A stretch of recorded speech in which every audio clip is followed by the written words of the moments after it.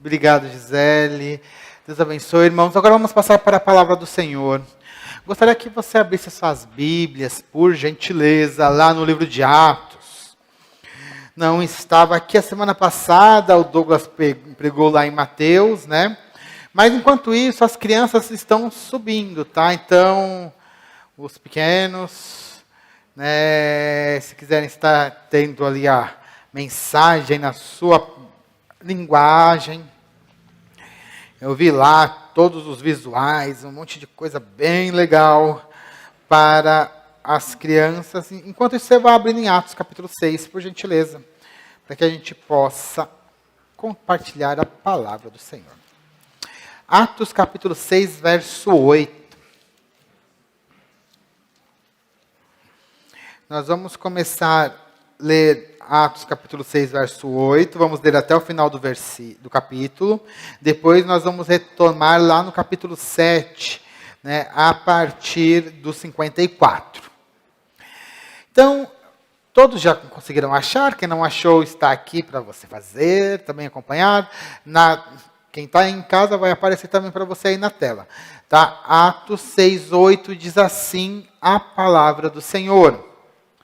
Estevão, cheio de graça e de poder, fazia prodígios e grandes sinais entre o povo. Então, alguns dos que eram da sinagoga chamada dos libertos, dos sirineus, dos alexandrinos e da Cilícia e da província da Ásia, se levantaram e discutiam com Estevão. Mas eles não podiam resistir à sabedoria e ao espírito pelo qual ele falava. Então subornaram alguns homens para que dissessem: ouvimos este homem proferir blasfêmias contra Moisés e contra Deus. Atiçaram o povo, os anciãos e os escribas, e investindo contra Estevão, o agarraram e levaram ao sinédrio. Apresentaram testemunhas falsas que disseram: este homem não para de falar contra o lugar santo e contra a lei.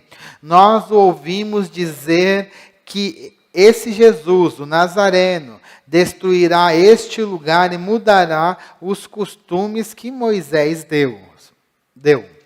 Todos os que estavam sentados no sinédrio, fitando os olhos em Estevão, viram o seu rosto como o rosto de um anjo. Agora você vai lá para o capítulo 7, verso 54. Ao ouvirem isto, Estevão fez um discurso ali se defendendo das suas acusações. Terminando tudo, ele continua assim: ao ouvirem isto, ficaram com o coração cheio de raiva e rangiam os dentes contra ele. E Estevão, cheio do Espírito Santo, fitou os olhos no céu e viu a glória de Jesus que estava à direita de Deus. Então disse: eis que vejo os céus abertos e o Filho do Homem em pé à direita de Deus. Eles, porém, gritando bem alto, taparam os ouvidos e unânimes avançaram contra ele. E expulsando-o da cidade, o apedrejaram. As testemunhas deixaram as capas deles aos pés de um jovem chamado Saulo. E enquanto o apedrejavam, Estevão orava, dizendo: Senhor Jesus, recebe o meu espírito. Então, ajoelhando-se, gritou bem alto: Senhor, não os condene por causa deste pecado. E depois disso morreu. Capítulo 8. E Saulo consentia na morte de Estevão. Naquele dia teve início uma grande perseguição contra a igreja em Jerusalém. Todos, exceto os apóstolos, foram dispersos para as regiões da Judéia e Samaria. Alguns homens piedosos sepultaram Estevão e fizeram grande lamentação por causa dele. Pai, em nome do Senhor Jesus, eu peço, Pai, para que o Senhor ministre nos nossos corações através desta palavra. Nós vamos estudar, aprender um pouco a respeito desse primeiro mártir cristão. Um homem, Pai, que nos mostra muito e em muitas coisas ele nos é exemplo. Pai, por isso pedimos para que o Senhor toque nos nossos corações, para que esta mensagem poderosa possa realmente nos nos comover e nos levar a mudar. Fale conosco, meu Deus. É o que nós te pedimos em nome de Jesus. Amém. Irmãos, estamos aqui, na nossa 10ª pregação a respeito do livro de Atos. E até aqui, irmãos, vocês têm acompanhado direitinho o que a gente tem feito. Se você perdeu alguma mensagem, lembrando, você pode ir lá no site, escutar tudo direitinho depois. Os meninos estão organizando as mensagens lá, então você vai ter uma playlist direitinho, onde você vai ver, pode acompanhar todas as mensagens. Nós já estamos na 10ª, e Deus vai continuar falando conosco.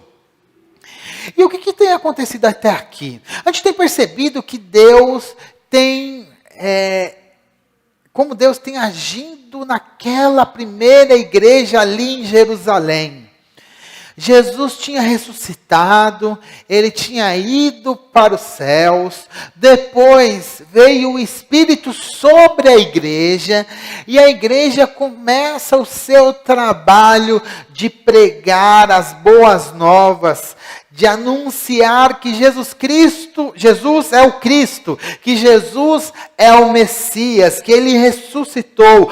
O cumprimento das promessas do Antigo Testamento, estão ali em Jesus, que Jesus era o Filho de Deus. Então, a partir daquele momento, quando desceu o Espírito sobre a igreja, tinha mais ou menos 120 pessoas. E ali a igreja vai pregando e vai crescendo muito. E a igreja vai sofrendo alguns tipos de adversidades. E essas adversidades, muitas delas causadas pelo próprio Satanás, para atrapalhar a pregação do Evangelho, atrapalhar que o Evangelho chegasse a mais pessoas, para que as pessoas não fossem salvas. A primeira foi uma perseguição branda, onde Pedro e João foram presos durante um dia.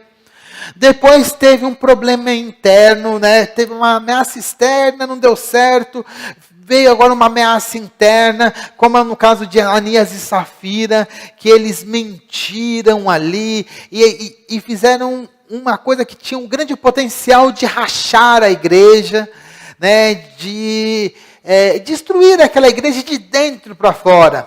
Mas mesmo assim, Deus agiu, e a igreja passou por aquela adversidade.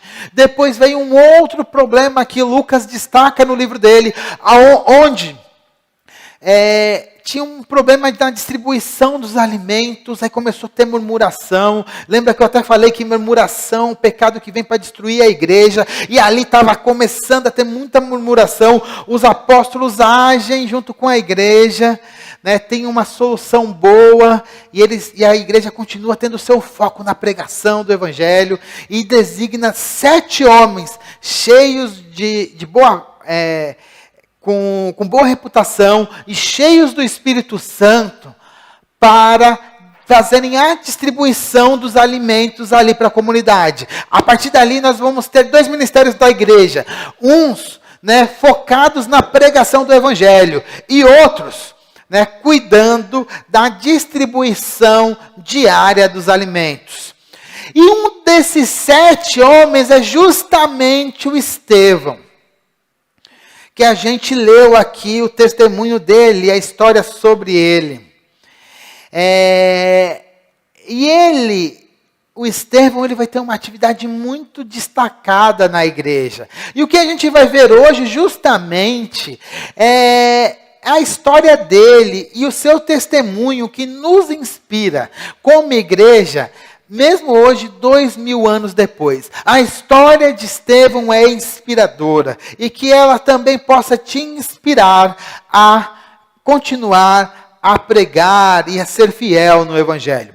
Uma característica interessante dos cristãos, irmãos, é sempre essa questão de utilizar exemplos, histórias inspiradoras. É muito legal quando a gente escuta histórias como essas, de Estevão, que elas nos mostram que nós podemos fazer mais.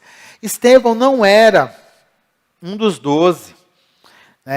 Estevão não andou com Jesus, mas mesmo assim, né, uma pessoa que recebeu o evangelho depois, ele conseguiu fazer grandes coisas. Então, como Deus utilizou Estevão, ele também pode usar cada um de nós. Então, dessa maneira, preste atenção nessa mensagem, né, para que você também possa ser usado cada vez mais por Deus. Amém? Beleza. Então, vamos falar um pouquinho mais sobre Estevão. Quem era Estevão? Um nome potente, assim, né? Estevão. Sabe que eu conheço algum Estevão? Agora estou pensando aqui. Se eu conheço, não estou lembrando, não. Estevão? Não conheço. Estevam, né? Estevão Fernandes, né? É quase, né? Mas é ali, o nome é o mesmo, né? Tem o Estevão Fernandes. E assim,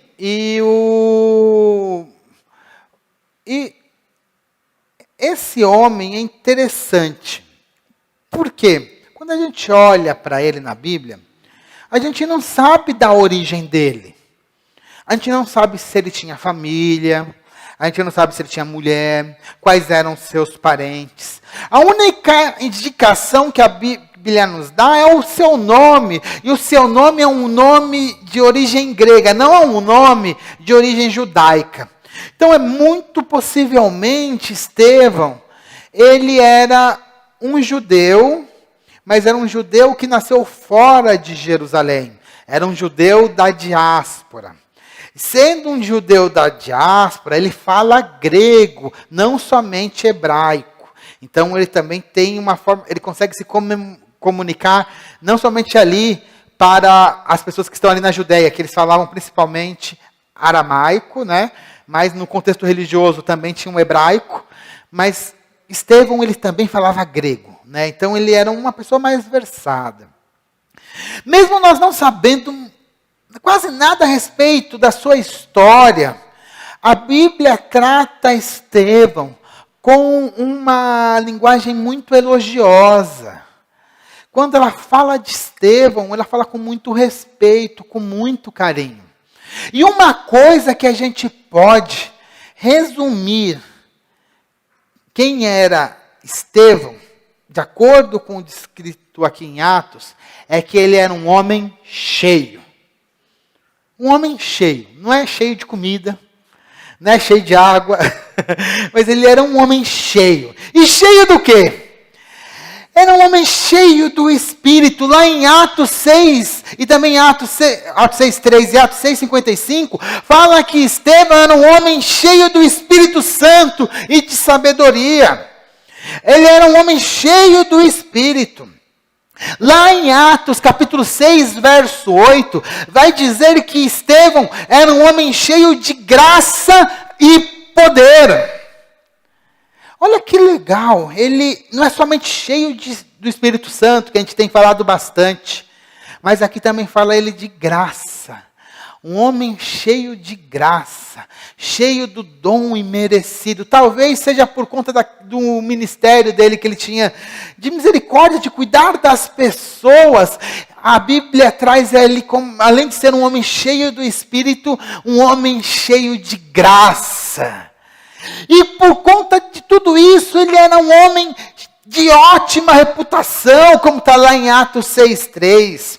Dentro da igreja, ele não era uma pessoa que só ficava sem fazer nada. Não era aquele que chegava e sentava e ficava quietinho. Não. Estevão era uma pessoa extremamente ativa na igreja. Ele trabalhava na igreja na distribuição diária de alimentos, como está lá em Atos 6:5. Então, todo dia ele pegava os alimentos e saía ali distribuindo, principalmente ali para as viúvas que eram as viúvas gregas, né, como Lucas apresenta. Mas não somente isso. Estevão tinha uma outra característica impressionante. Ele era um pregador muito, muito eficiente da palavra de Deus. Ele pregava a palavra de Deus assim de uma maneira muito habilidosa. E outra coisa que a Bíblia diz a respeito de Estevão é que Deus fazia muitos milagres através da instrumentalidade de Estevão. Os milagres eram sempre de Deus, mas quem que Deus utilizava para que levar o milagre era o Estevão. A igreja, irmãos, estava crescendo muito naquela época. Lembra que eu já falei que a igreja chegou lá, 3 mil, 5 mil, uma multidão que já não dava para contar. Os dons, eles estavam aparecendo na igreja. E Estevão, porque ele falava grego, e ele vai ter um ministério de pregação um pouquinho diferente do de Pedro. Pedro, ele pregava sempre ao ar livre, ali na porta do templo, na porta formosa. Então ele reunia a igreja e estava lá pregando. E aparentemente, Estevão vai desenvolver esse ministério de pregar a palavra nas sinagogas. A cidade de Jerusalém era uma cidade muito grande. Então, e além do templo, ela tinha várias sinagogas. Jerusalém deveria ter mais ou menos umas 50 mil pessoas, 50 mil habitantes, naquela cidade. Então, para os padrões da época, era uma cidade bem grande. E então, por conta disso, também tinha várias sinagogas ali para atender as pessoas. E Estevão, ele ia pregar nessas sinagogas. Ele não somente pregava, mas também fazia a defesa da fé. Ele falava para todos que Jesus era o cumprimento das promessas do Antigo Testamento. Irmãos, nós temos que olhar para Estevão e ver que ele não era um super-homem. Ele era uma pessoa normal, mas que se tornou uma pregadora e também se tornou um pregador e também foi muito utilizado por Deus. E o mais importante é notar aqui que não era somente porque ele tinha conhecimento intelectual, porque ele tinha. Mas ele era um homem cheio do poder de Deus, cheio do Espírito. Ele era cheio do Espírito e isso fazia com que a sua pregação fosse corroborada, se fosse confirmada através das obras que ele fazia. Ele pregava e o Espírito continuava a fazer milagres atrás de milagres. Estevão, irmãos, de acordo com a Bíblia, a sua pregação era tão eficiente que as pessoas que tentavam discutir com ele questões de Bíblia, ele não conseguiam sobrepujá-lo, porque ele tinha uma argumentação muito boa. Ele conhecia muito, muito do Antigo Testamento. E ele realmente fez coisas assim, os seus opositores começaram até a temer por conta da forma que ele articulava a palavra de Deus. Uma coisa, irmãos, que eu queria chamar a atenção é essa questão do conhecimento e ser cheio do Espírito. Eu não sei, em algum momento, em alguns lugares, às vezes fica meio uma dicotomia. Não, a letra mata, alguns pensam, então eu vou viver somente pelo Espírito. Porém, quando a gente olha aqui, no caso de Estevão, é o contrário. Nós vemos uma pessoa que conhece muito da palavra de Deus, conhecia muito do Antigo Testamento e também era cheio do Espírito. Por outro lado, tem outras pessoas que falam assim, não, quando você estuda muito, você acaba esfriando na fé. Esses dois posicionamentos estão incorretos, porque Estevão justamente mostra o contrário. Uma pessoa que conhecia muito da palavra de Deus e também, por outro lado, era cheio do Espírito Santo. Não dá para pensar num crente que somente vai por um lado. Um crente tem que buscar conhecer da palavra e também tem que buscar ter relacionamento e ser cheio do Espírito, buscar a Deus. Eu estava escutando uma aula lá no YouTube, aí estava falando um pouquinho do cristianismo oriental. E aí falou de de um pai oriental, né, um pai da igreja lá. Eu esqueci o nome do pai da igreja. Mas aí ele trazia um conceito de que teólogo, o verdadeiro teólogo, era aquele que realmente tinha um relacionamento próximo com Deus. Né? O teólogo não é somente aquele que sabe a letra fria, mas sim aquele que anda com Deus, conhece, vai ter um conhecimento de andar com Deus. Porque o nosso Deus é pessoal, a gente vai conhecendo dele todos os dias, e a gente tem que buscar isso. Então não adianta somente conhecer a palavra, mas também você tem que buscar a Deus, ser cheio do Espírito.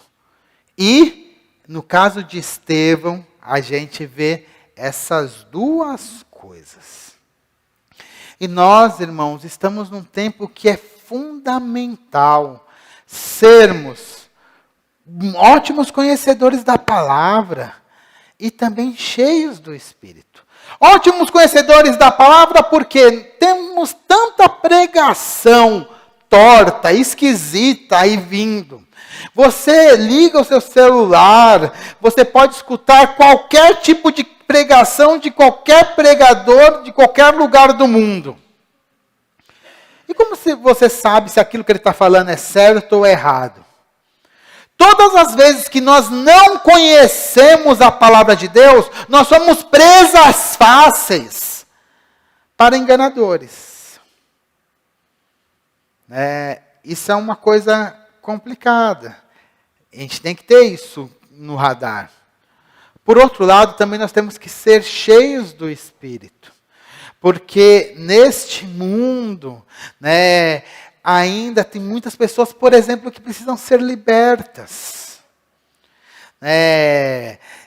Em tempos onde religiões de matrizes africanas são pregadas e expostas por pessoas aí da mídia, como vocês acompanharam durante aí esses últimos dias, a gente tem que entender que essas pessoas precisam de Deus.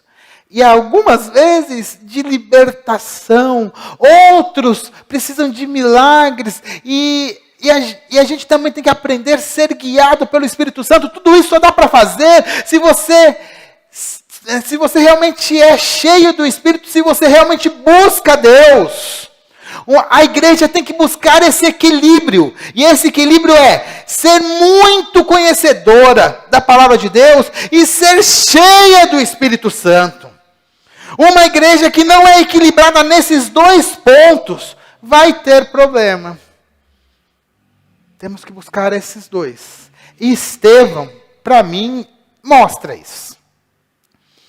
A pregação de Estevão, no capítulo 7, é que a gente não tem tempo de trabalhar ela aqui hoje, mas é uma coisa linda.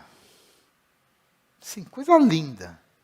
Recomendo que você, é meio grandinho, mas recomendo que você leia com calma, para ver como que ele faz. Ali a gente entende como que aquele homem era cheio de Espírito. Daqui a pouco, eu não quero dar spoiler daqui a pouco, mas vamos chegar na frente aqui na mensagem.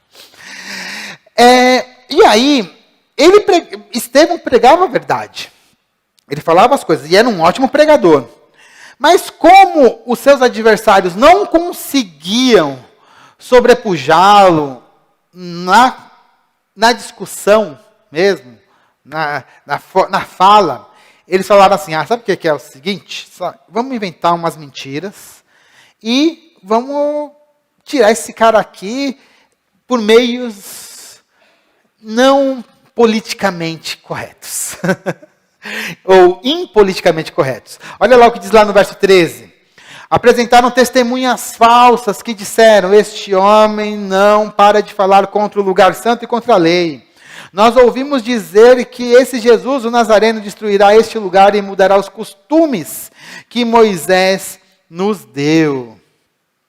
Olha, isso é uma coisa muito comum contra o cristianismo, ou contra vocês. As pessoas de fora não conhecem muito bem o que a gente prega, não conhecem muito bem o que a gente faz aqui. Aí eles criam estereótipos e, a partir daí, colocam todos os cristãos. Vou dar um exemplo, todo cristão é ignorante. Os cristãos são analfabetos, né? Ou quase analfabetos, sabe ler ali, malha a Bíblia e acabou. Os cristãos são grandes massas de manobra. Ou agora, né, pela mídia e também pelo que a gente vê no YouTube, em outras ferramentas, os cristãos são uma estética, são um tipo de consumidor que consome um tipo específico de roupa, de música, de vídeos. Então eles são um tipo de público-alvo. Tudo isso são caricaturas do que é ser cristão. Cristão vai ser muito além disso. Mas as pessoas que estão fora, né, quantas vezes, né, em discussão, eu lembro de uma vez que estava conversando com meu amigo, assim, era alguma coisa, eu não lembro direito da discussão, eu não sei se era a respeito de divórcio, eu não lembro direito. Mas eu só sei que, na hora que ele soube, né, que eu era cristão, ou eu mencionei alguma coisa, ele falou assim, não, é que você é meio preconceituoso. Ué. Eu nem tinha falado, nem tinha nem argumentado.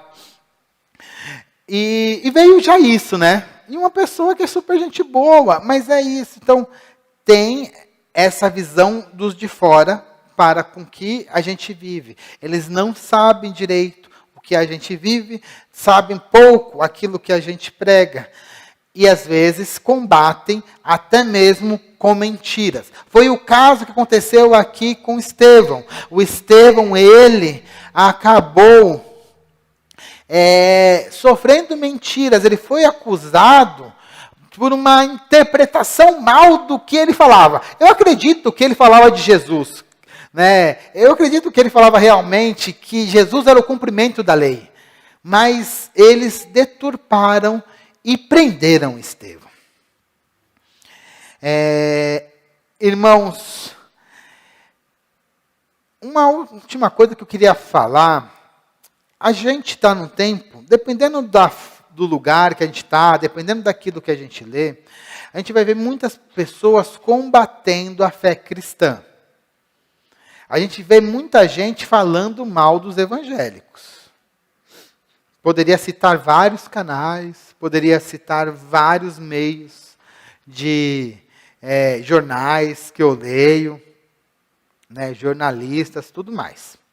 Eles professam sua fé e metem pau nos cristãos. Mas nós, como cristãos, devemos estar preparados para defender a nossa fé. Contudo, nós temos que olhar para as pessoas que estão do outro lado como pessoas que precisam do evangelho. Às vezes aquela pessoa que está falando um monte contra o evangelho pode ser o próximo grande pregador do evangelho. Na semana que vem a gente vai ver uma pessoa que teve uma grande virada de chave. Então, olhe para eles e sempre olhe com misericórdia. Ele está falando um monte de besteira. Ora para que Deus converta aquela pessoa. Ele está falando mal da igreja. Né? Que Deus tenha misericórdia. Porque essas pessoas realmente, né, não entendem a profundidade e a grandeza do nosso Deus. Amém? Agora nós vamos falar um pouquinho da defesa de Estevão. Estevão então foi preso por conta de mentiras e ele é levado até o Sinédrio. Lembra o que era o Sinédrio? O Sinédrio era a liderança religiosa de Jerusalém. O Sinédrio era formado por vários grupos de judeus, mas o chefe do Sinédrio era o sumo sacerdote de Jerusalém. E você tinha vários anciãos ali no corpo do Sinédrio. E Estevão é levado para o Sinédrio com duas acusações. Ele era acusado que ele estava falando contra o templo e também porque ele estava falando contra a lei de Moisés. Então as acusações contra Estevão eram todas acusações religiosas. Não eram acusações morais, porque Estevão realmente ele agia, moralmente ele não tinha problemas Alicérios, o que a gente vê? As acusações religiosas contra Estevão. E aí, Lucas dá um detalhe muito interessante, né? Fala que quando Estevão foi colocado ali na frente do Sinédrio, ali à frente deles estão todos os anciãos ali que compunham, mestres da lei, que compunham o Sinédrio, inclusive o sumo sacerdote. Fala que esses homens, quando olharam para Estevão, viram a face de Estevão como se fosse um anjo. Olha que legal. Aqueles que estavam para julgar Estevão olharam para ele e olharam, nossa, parece que eles estavam vendo um anjo. O que isso exatamente significa, a gente não sabe. Mas uma coisa que a gente pode perceber é o seguinte, estava havendo algum tipo de teofania, aonde aquelas pessoas estavam olhando ali Estevão e viam que tinha uma coisa diferente, que ele era um homem que andava com Deus. Eles conseguiam ver isso através da face, do rosto de Estevão. Olha que coisa maravilhosa, se as pessoas andando por aí por fora, olhassem a cada um de nós e falassem, nossa, a sua face, você parece que é um anjo, né? Não porque for bonito ou feio, não é isso não. A questão é o seguinte, é que você parece, se te conhecer, parece que você anda com Deus. Não te conheço, mas há algo diferente.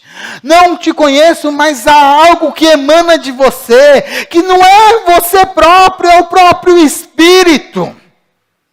Estevão era tão cheio do Espírito que as pessoas viam isso dele de uma maneira exterior. Eu oro a Deus que também isso aconteça com nós aqui nesta igreja. Que nós possamos, que as pessoas possam ver essa diferença em nós.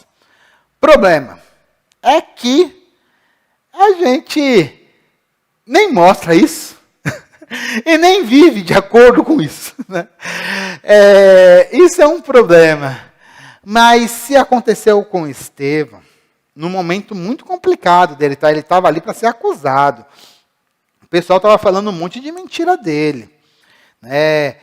Tinham pessoas que estavam ali na frente que eram muito contra ele.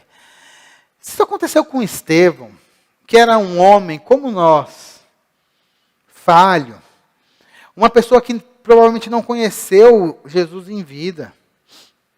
Ele recebeu a palavra, ele é um cristão de segunda geração. Nós que somos cristãos também, que recebemos a palavra de Deus, se aconteceu com Estevão, também é possível conosco. E até nisso é interessante, como Lucas apresenta Estevão. E Estevão vai fazer a sua defesa. Então eles acusam, olha, ele está falando contra o templo e ele está falando que vai mudar as leis de Moisés. Aí Estevão começa a sua defesa. Não, deixa eu falar o que está acontecendo. Daí ele vai fazer um longo discurso. Que começa lá de Abraão, passa por José, Moisés, fala de Davi, vai até Salomão. Ele fala bastante. Mas ele, na sua defesa, ele diz duas coisas que eu gostaria de destacar. Primeiro, ele fala que que a lei foi dada por Moisés por meio de anjos. E que o próprio Moisés previu a vinda de Jesus. Lá em Atos 7:37 diz assim, foi ainda Moisés quem disse aos filhos de Israel, Deus fará com que do meio dos irmãos de vocês se levante um profeta semelhante a mim. Essa é uma profecia messiânica, uma profecia de Jesus. E depois ele continua, né? Estevão continua. E este Moisés, que esteve na congregação do deserto, com um anjo que lhe falava no Monte Sinai e com os nossos pais. Foi ele quem recebeu as palavras vivas para nos transmitir.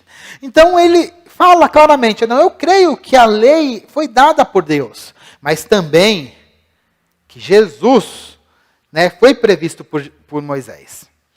Só que ele fala assim, olha, contudo, os seus pais, está falando para o Sinédrio, olha, os vossos pais, eles se revoltaram contra essa lei que Moisés deu. Está lá no verso 39. Nossos pais não quiseram obedecer a Moisés, mas o rejeitaram. E no seu coração voltaram para o Egito. Isso aqui eu acho fantástico. Né? O povo de Israel estava no deserto, estava caminhando para a terra prometida. Mas o coração deles aonde que estava? No Egito. No Egito. Né? Ele fala, então... Eles ouviram Deus, mas preferiam estar escravos. E ele continua, olha, e agora sobre a questão do templo, né, o templo foi construído de acordo com modelos dados por Deus. Mas o mais importante é saber, né, e aí ele fala, né, começou com o tabernáculo, depois passou por Davi, Davi quis construir o templo, não pôde, quem construiu foi Salomão, o templo de Jerusalém. Mas ele fala assim, olha, mas sobre esse templo aqui, todo mundo sabe que Deus não habita em templo feito por mãos humanas. Olha lá, no verso 48, 7:48. Entretanto, o Altíssimo não habita em casas feitas por mãos humanas. Então, ele está dizendo ali, ó, não é isso, esse lugar aqui é santo. Não, Deus não está aqui nesse local. Porque Deus fez todas as coisas. Ele fez tudo, Ele está em todos os lugares. Não adianta vocês falarem, isso aí que vocês estão falando, que eu estou falando contra o templo, não é isso. A própria Bíblia diz que Deus não habita em casa feita por mãos humanas. O que ele está se defendendo? Não estou falando contra Moisés, pelo contrário, eu estou pregando que a profecia de Moisés está se cumprindo. Mas... os seus pais já não obedeciam Moisés, ou seja, eles dão uma cutucada já no pessoal do Sinédrio. Depois ele fala assim, olha, Deus não habita nesse local, mas eu não estou falando contra o templo, não é isso. Mas no final, aí ele dá uma cutucada mais forte no Sinédrio. Ele fala que aqueles homens estão resistindo ao Espírito Santo. Olha só o que ele diz lá no verso 51. Homens teimosos, olha só, olha a situação. Sinédrio ali na frente, acusadores dele do lado, né? Falando ali várias coisas, várias mentiras. E ele ali, sozinho, preso, né? Provavelmente amarrado, né? Ou de alguma outra forma ali. Aí ele vai lá e fala assim, olha, aponta para todos aqueles que estavam acusando, e fala assim, homens teimosos e incircuncisos de coração e de ouvidos. Né? Essa expressão de ser incircunciso quer dizer que eles mesmos, apesar de ter a circuncisão na carne, né, tem aquela marca lá que Abraão fez, o coração deles, dentro do coração, eles não estavam seguindo a lei de Moisés. Ele fala assim, vocês sempre resistem ao Espírito Santo. Tá? Vocês fazem exatamente o mesmo que os seus pais fizeram, o mesmo que fizeram os seus pais. E o que os pais deles fizeram? Estando no deserto, o coração voltou para o Egito. Olha a acusação que ele faz. Qual dos profetas os pais de vocês não perseguiram? Eles mataram os que anteriormente anunciavam a vinda do justo, do qual vocês agora se tornaram traidores e assassinos. Ele está falando aqui, vocês estão falando, seus pais perseguiram os profetas, né, que profetizaram a vinda de Jesus, dos quais, né, e agora vocês se tornaram assassinos de Jesus. E aí no verso 53, vocês que receberam a lei por ministério dos anjos, não as guardam. Ele falou tranquilinho ali com o Sinédrio? Ele foi amorosinho? Teve medo do Sinédrio? Estevão era extremamente ousado. Adivinha qual foi a reação do Sinédrio por conta da pregação deles? O que fala? Ficaram muito nervosos. Essa era uma característica muito importante da igreja de Jerusalém. Eles tinham muita, assim, eles não tinham medo. apertavam, eles continuavam pregando Jesus, eles continuavam falando, olha, Pedro também quando esteve na frente do Sinédrio falou, vocês mataram Jesus. Né? Estevão também, vocês mataram Jesus. Só que na hora que Estevão falou isso, possivelmente porque ele era estrangeiro, ele não era de Jerusalém. Possivelmente porque tinha uma grande turma que não gostava dele. O que fizeram? Pegaram o Estevão, começaram a bater nele. A Bíblia fala que o arrastaram dali, ficaram muito bravos. Muito bravos. E a gente está falando de estar bravos em meio a um povo violento. Mesmo sendo líderes religiosos ali, todos que estavam ali naquele julgamento eram líderes religiosos. Eles pegam Estevão, levam para fora da cidade e começam a apedrejar Estevão. Mas antes de entrar nessa questão, eu quero só falar um pouquinho sobre a questão do conhecimento e da coragem. Um cristão tem que ter muito conhecimento da palavra de Deus. Estevão mostrou, como eu falei aqui, olha as coisas que ele fala.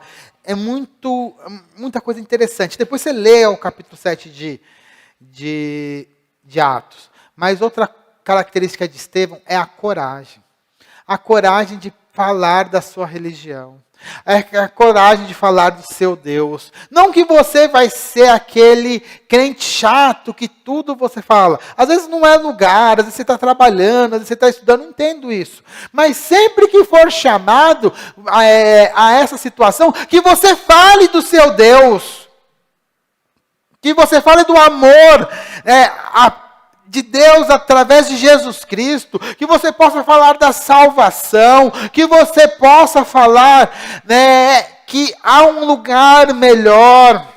Não somente falar, mas também que você possa agir. E para que você possa agir, também que você possa ver até um pouco além das coisas. Deixa eu falar além do que estava por trás, além da situação que é posta, né? Às vezes você tem que enxergar um pouquinho a mais. Estevão enxergou que eles ali estavam todos com o coração endurecido. Por isso que ele pregou daquela maneira tão incisiva. E esse enxergar um pouco a mais, irmãos, agora me veio à mente uma coisa interessante, né? A gente teve, né, a semana passada, o culto lá, caipira e tal. E uma coisa que me chamou a atenção, né, em relação à situação. Eu cheguei aqui na igreja à tarde, vim à tarde aqui para a igreja, e é muito raro a gente ter pessoas aqui na frente. Eu vou falar um negócio, eu estou saindo um pouquinho da mensagem, depois eu volto, tá, irmãos? Mas eu quero falar sobre a questão de enxergar além, tá? Esse é o ponto, enxergar além. Cheguei aqui, tinha um rapaz ali, era um senhor aqui, deitado aqui na frente da igreja, tal. E a gente preparando uma festa, né? Preparando uma festa, tal, muita comida, muita coisa. E à noite teve a festa. Então, ele me pediu comida, eu falei assim, não, fica aí de boa, né? À noite a gente vai ter uma festa. Ele já tinha falado para mim que tinha almoçado. Ah, não, ele falou, já almocei, agora só preciso da janta. Eu falei, não, tranquilo, na hora da janta a gente volta aqui e dá comida aí para você. Aí eu voltei, né? A gente voltou aqui para ter a festa. Aí, além desse, aí tinha mais um outro menino, aí tinha umas outras coisas que também estavam na minha cabeça a respeito de pessoas que estavam precisando de algumas coisas. E eu vejo tudo aquilo que a igreja estava tendo ali. O que me chamou a atenção à noite foi que eu que tive que levantar e falar, olha, tem gente para a gente dar comida aqui embaixo. O que eu acho... eu falei, né? Mas eu acho que o legal era que outras pessoas olhassem isso. Outras pessoas sentissem isso. Porque eu vou te falar a verdade, tá, irmãos? Na hora que eu vi aquilo e a gente comendo, eu me senti que quem que era o mendigo era eu. De verdade, eu vou falar assim, sinceramente. Eu estava comendo com esse pensamento na cabeça. Eu quase não comi. Assim, um misto de vergonha, sabe, uma coisa. A festa estava linda, estava tudo certo. Não estou falando que a festa estava, não. Parabéns para todo mundo que fez. Mas o que me chamou um pouquinho a atenção assim, em relação à igreja era que aquela situação poderia nos despertar assim, pô, depois que a gente acabar aqui, vamos sair aqui, vamos ver quem está mais precisando, já que a gente já ajudou 2 pessoas. Ah, vamos fazer umas coisas legais. Não que a gente não tenha que celebrar, a gente tem que celebrar, a celebração estava certa. Mas só que tinha mais gente que poderia participar conosco. E eu falando, olha só que coisa louca, né? No meio da festa, falando com os irmãos e com isso na minha cabeça. Foi assim o tempo todo. Eu estou dividindo aqui porque a gente precisa ver um pouquinho além das coisas que estão acontecendo. E as coisas que Deus nos coloca para a gente também como cristãos. Não que a gente não tenha que fazer festas, mas eu acho que a gente também tem que agregar mais pessoas nas nossas festas. Né? Olhar um pouquinho mais e tomar um pouquinho cuidado também com, às vezes, com as mensagens que Deus está mandando para a gente e que às vezes a gente não olha. Cadê o rapaz hoje? Está aí? Eu não acredito em coincidência. Não acredito mesmo. Eu estava achando que... Na hora que eu olhei aquele rapaz de manhã... Não era rapaz, não senhor, né? De manhã aqui manhã não, à tarde na igreja, eu falei assim... Deus está querendo falar com a gente. À tarde, foi à noite, tá? À noite que eu tive essa impressão. Na hora que a gente estava no culto aqui, né? Teve a parte que eu cheguei um pouquinho atrasado na hora do culto aqui. Foi aí que eu tive essa impressão. Então, olhar um pouquinho a mais. Ter essa sensibilidade um pouquinho maior. Né? Não precisa ser assim, estou comendo e estou me sentindo mal. Não, não é isso. Vamos celebrar sim, a comunhão faz toda. Eu falo tanto aqui da comensalidade. Temos que ter isso sim. Mas às vezes a gente também tem que abraçar mais pessoas nessa bênção grandiosa, naquela mesa linda. Né? Talvez o que a gente... E aí eu acho que, inclusive, eu falhei. Talvez o maior ponto talvez não seja nem só levar a comida, né? Talvez fosse chamar para sentar com a gente na mesa. Né? Então, está me abrindo o coração de uma coisa que me incomodou bastante. Não estou falando que o que foi feito foi errado, estou falando o que me incomodou. E como eu passei a festa. Tá? Comendo e isso virando na minha cabeça. Tá? Terminou a festa, isso ficou comigo a semana toda.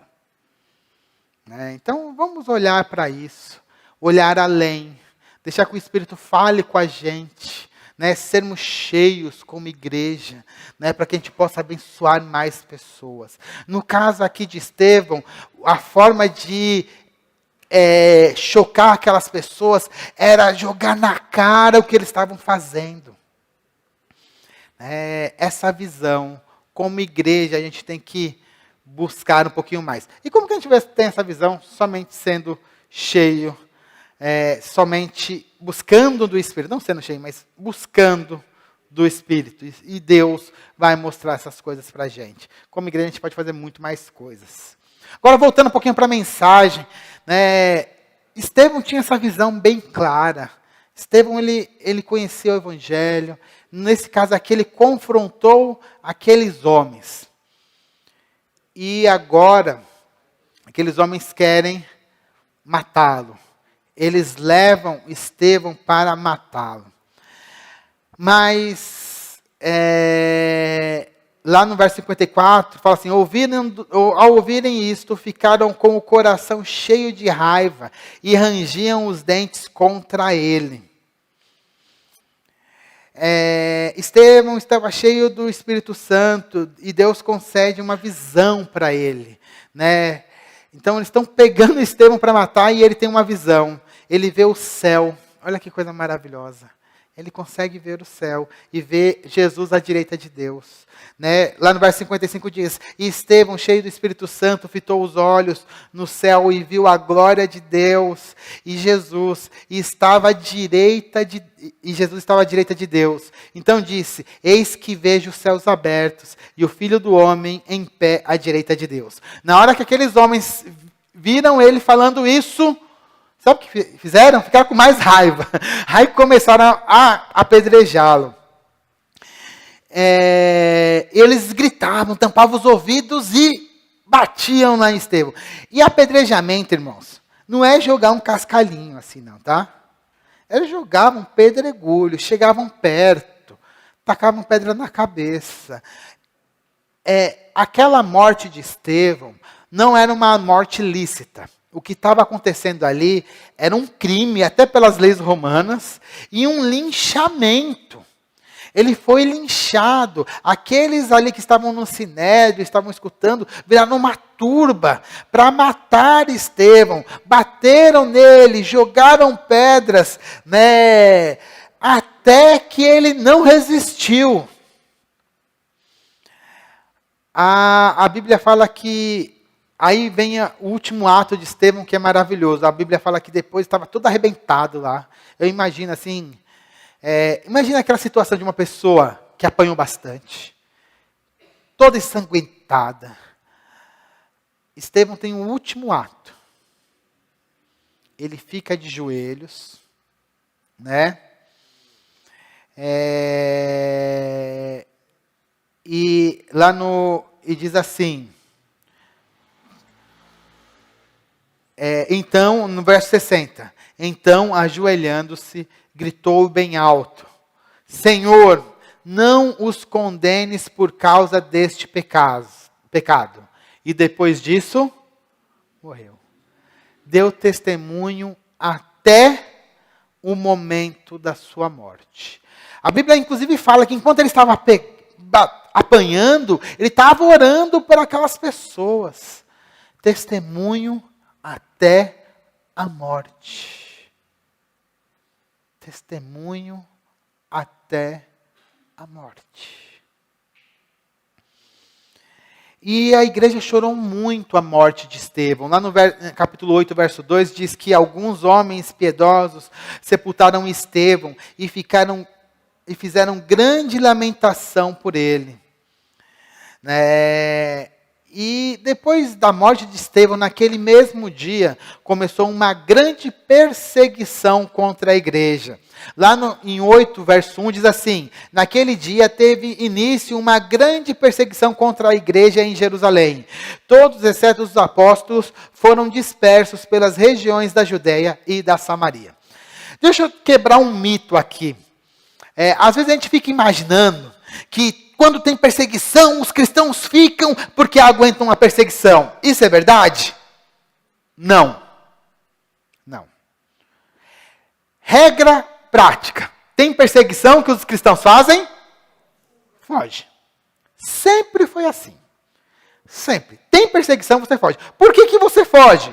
Para cuidar da vida dos seus familiares, dos seus queridos, da sua vida, né?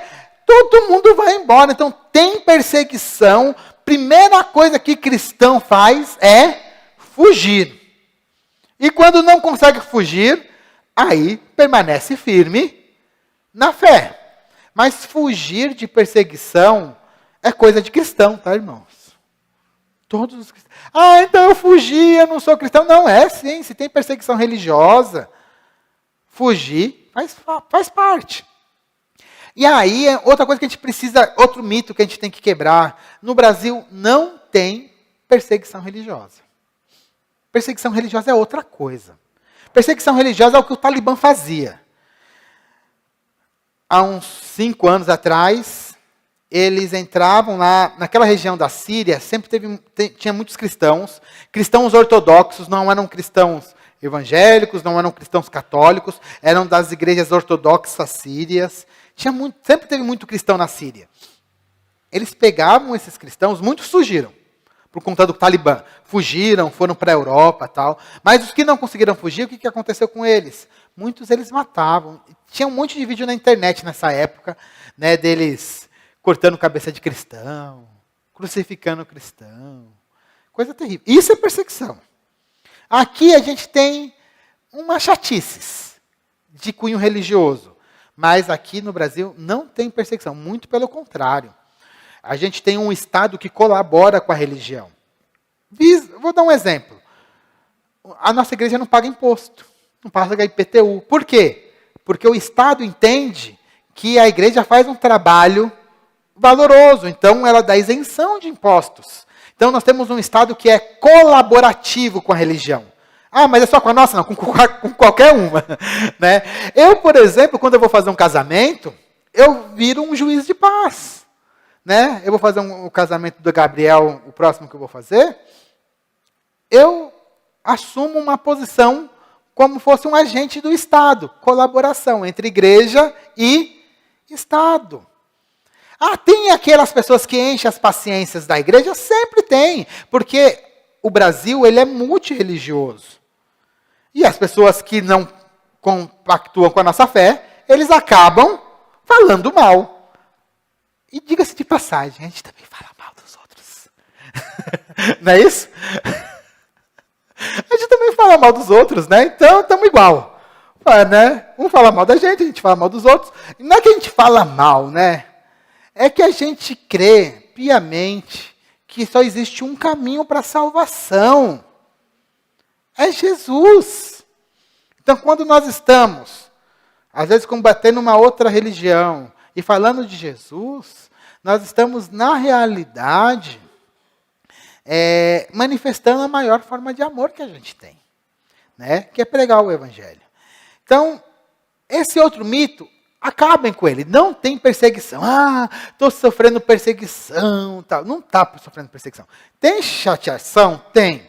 Tem pessoas que podem pegar no seu pé na igreja, na escola, na faculdade, no trabalho, por conta de religião? Sim. Mas isso não é perseguição. Perseguição é isso que está acontecendo aqui. Sai um grupo para matar os cristãos, a ponto de você não ter tempo e você ter que fugir com tudo para manter a sua vida. Isso é perseguição. Tá? É outro nível, tá? É outro nível. Mas os cristãos acabavam fazendo o quê? Os cristãos acabavam, nesse caso aqui, eles acabaram fugindo.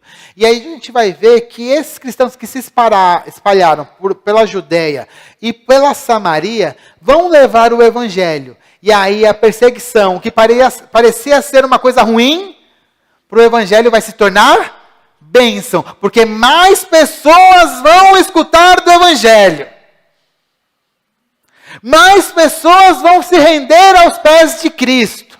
Mais pessoas serão alcançadas. Como eu tenho falado sempre, Deus tem feito sempre de um limão uma limonada, mas daquela limonada, né? Aquela limonada suíça, boa. A Ivete está dando risada porque ela gosta da limonada suíça, né? Aquela com leite condensado, branquinha, né? Eu falo isso porque a Evelyn que adora esse tipo de limonada, né? Aquela branquinha que você toma assim, fala, que coisa gostosa. É isso que Deus fez. Então, daquela perseguição, Deus faz um bênção. Mas nós temos aí o caso de Estevão. Estevão, né? Ele foi o primeiro mártir cristão. Ele deu um testemunho lindo. Triste, porque ele morreu. Morreu de uma maneira muito cruel. Apedrejamento é uma morte muito cruel. Muito cruel. Mas o seu exemplo nos inspira até hoje. Nos inspira a sermos fiéis. Nos inspira a sermos conhecedores profundos da palavra de Deus. Nos inspira a sermos cheios do Espírito Santo. Nos inspira a sermos corajosos. Estevão foi muito corajoso.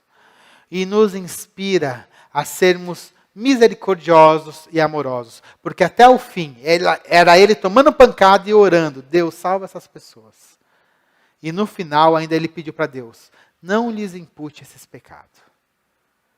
Estevão, essa história que Lucas relatou aqui de Estevão, ela é uma coisa maravilhosa e nos inspira até o dia de hoje. Vou falar por mim, não sei por você. Eu, olhando a história de Estevão, eu vejo como eu sou um cristão bem mequetrefe. Bem mequetrefe. Esse camarada aqui, realmente, mostra que eu tenho que crescer muito como cristão.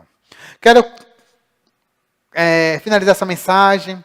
Ao refletirmos sobre a vida e o martírio de Estevão, somos inspirados por sua coragem, fé inabalável e compromisso com a verdade. Que possamos seguir o seu exemplo, permanecendo firmes em nossa fé, mesmo diante de adversidade. Que o Espírito Santo nos fortaleça para sermos testemunhas fiéis de Cristo, proclamando sua mensagem de amor e perdão em todas as circunstâncias. Que Deus nos abençoe. Amém? Vamos nos colocar de pé e vamos orar. Que vocês busquem também ser esses cristãos de fé inabalável, cheios do Espírito, conhecedores da palavra de Deus. Pai, em nome do Senhor Jesus, eu quero te agradecer por essa ministração. Muito bom, Pai, ouvir a sua voz. Muito bom escutar o Espírito falando conosco. Pai, que o Senhor, Pai, possa nos guiar para que nós possamos ser cristãos que conhecem muito bem a sua palavra, obreiros que manejam bem a palavra da verdade e que também nós possamos ser cheios do Espírito para que nós possamos fazer a sua vontade, que a gente possa alcançar a fazer tudo conforme o seu querer, Pai. Que nós possamos ser cheios de graça, como Estevão era, cuidando das pessoas que são necessitadas. Ó Deus, em nome do Senhor Jesus, que o Senhor nos ajude a crescer na fé. Que nós possamos ser cristãos melhores a partir de agora. Vimos, Pai, quanto nós temos que crescer, Pai. Tenha misericórdia de nós. E nos ajude, Pai, nesta caminhada. Nós te louvamos, meu Deus, em nome do Senhor Jesus. Amém e amém. Amém, irmãos. Tenha uma semana abençoada, que você busque ao Senhor através da palavra, busque ao Senhor através da sua oração, que você tenha realmente uma semana fantástica. Vamos receber a bênção, que a graça do nosso Senhor Jesus Cristo, o amor de Deus, o nosso Pai, e as consolações do Espírito Santo sejam sobre todos nós, agora e sempre. Amém e amém. Tenha uma semana abençoada na presença do nosso Senhor Jesus Cristo.